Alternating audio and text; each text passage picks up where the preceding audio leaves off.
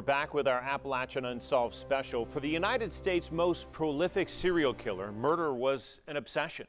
Samuel Little admitted to killing 93 women in a 35-year killing spree across America. His victims included at least 2 women in East Tennessee, but he never was charged with their crimes.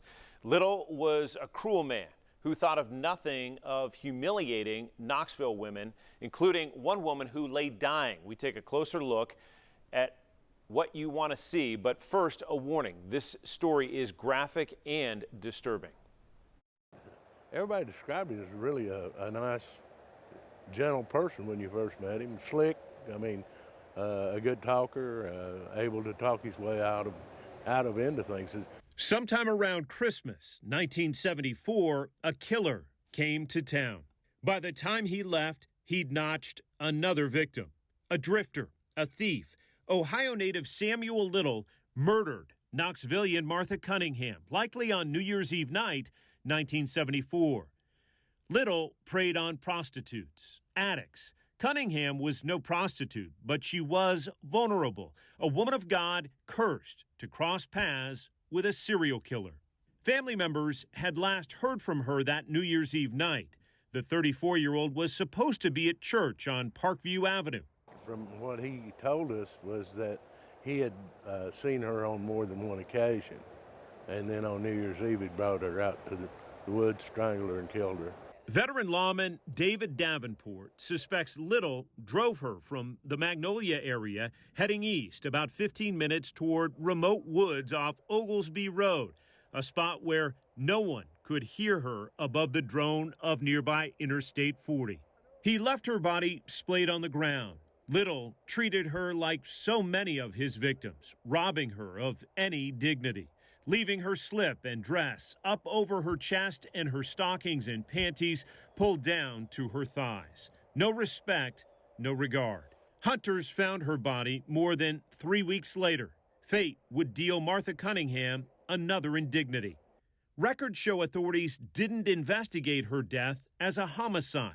Despite the circumstances, out by herself in a remote location in a disheveled state, investigators found no signs of foul play.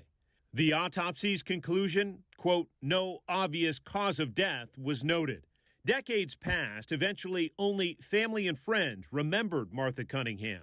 And then in 2018, Little decided it was time to confess. Once prosecutors promised Little they wouldn't seek the death penalty, he started talking about all the horrors he had inflicted. Not 1, not 10, not 20 killings. No, he confessed to murdering 93 women, starting in 1970 when he was 30 years old. He drew pictures of many of their faces, claiming he had a photographic memory. He really wanted me to move out of there. So instead of going in there, I took her the other way. To the surprise of Knox County investigators, his confessions included Cunningham, who he remembered as Martha. The FBI alerted the sheriff's office. Working cold cases for the county, Davenport checked out Little's story. He gave us so many things about her that made us believe that he was telling the truth. The old convict claimed he'd also killed a black prostitute in Knoxville around the same time.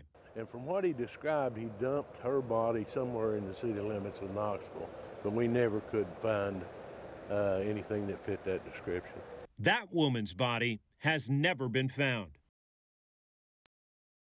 Samuel Little died in a Texas prison at the age of 80 back in 2020. Investigative journalist and my colleague John North has worked many of these Appalachian Unsolved cases. And John, let's talk about this case in particular, mishandled from the get-go. It's kind of extraordinary and a travesty, to be honest with you, John. I mean, if you come upon a victim who is lying there, been dead several weeks, their genitals are exposed, their clothing clearly has been pulled down, you don't think it's a natural. You don't. Let's talk about other things that stood out to you in this case in particular. Well, one thing that strikes me is, well, first of all, we didn't even know that it was a homicide. We had completely forgotten, the investigators had, about this case until Samuel Little himself came forward and said, essentially, oh, by the way, I killed a woman in Knoxville, Tennessee, in 1975. That's just amazing. And it was the cold case investigator in 2018 then had to go back and try to assemble what Samuel Little had been telling him. John, we're going to get to it in a second, but technology is helping solve more of these cases. Yeah, it's incredible. Almost every day now we are seeing breaks locally, statewide, nationally in cases, simply because DNA profiling has become so much more sophisticated.